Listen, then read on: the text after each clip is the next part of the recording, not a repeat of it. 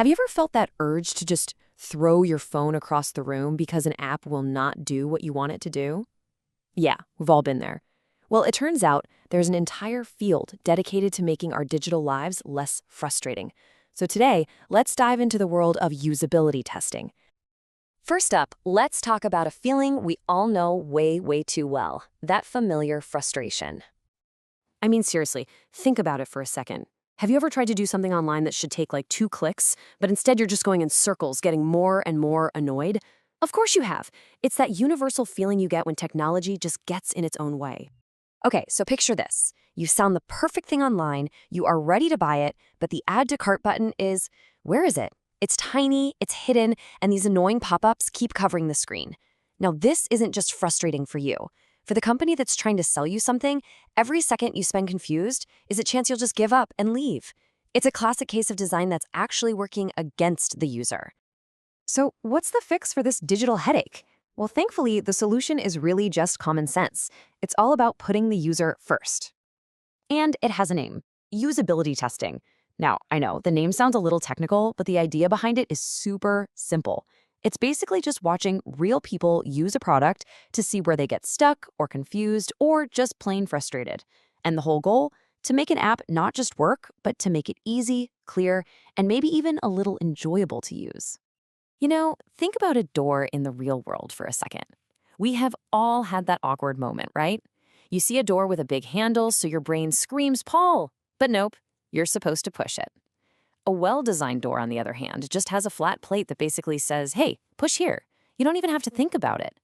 And that's the goal of great usability, to make things feel totally effortless. So how do designers get to that effortless feeling? Well, it's not magic. It really all comes down to a few core ideas that, once you know them, you'll start to see them absolutely everywhere. It really just boils down to 4 key questions. First, navigation. Is it easy to find your way around? Second, learnability. Can a brand new user figure it out without a manual? Third, efficiency. Can you get stuff done fast without a bunch of extra steps? And finally, satisfaction. I mean, at the end of the day, are people happy using it? If you can check all 4 of those boxes, you've got a truly usable product. Okay, now let's see this stuff in action. We're going to go back to our earlier examples and see the transformation from something clunky to something that's super clickable. This is where it all comes together. Remember this train wreck? The confusing online store where the single most important button, the one that actually makes the company money, was basically playing hide and seek. And look at the after. Wow. With just a few simple tweaks based on usability testing, the whole experience is transformed. You've got a big, bright, impossible-to-miss button, the layout is clean, checkout is simple. All that frustration, it's gone. And what's left is a super smooth one-click purchase. So much better. All right, here's another quick but really powerful example. We have all seen a login page like this, right? It's this long form asking for a bunch of different pieces of information. It just feels like a barrier, like a bunch of unnecessary work just to get into an app. But the after version, it respects your time. It gives you faster, smoother ways to get in, like using your Google account or getting a one-time password sent to your phone. It just removes all that friction and gets you where you want to go fast. So, after seeing these fixes, it's pretty obvious this whole process makes things better for us, the users. But let's kind of zoom out for a second and look at the bigger picture. Why is this so incredibly important?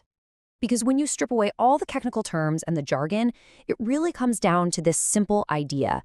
Usability testing is just about making products user-friendly. It's about designing with a little bit of empathy and remembering that there's a real human being on the other side of that screen. And that leads us right to the ultimate bottom line. Because this isn't just about being nice to people. A user who has a good, intuitive, satisfying experience is a user who's going to come back. They're going to recommend your product to their friends. They're going to become a loyal customer. It's a really direct and powerful equation. Happy users equal a successful product, period. So I'll leave you with this little thought experiment. The next time you're on your favorite app, try to think like a usability tester. What's one tiny change that could make the experience just a little bit better?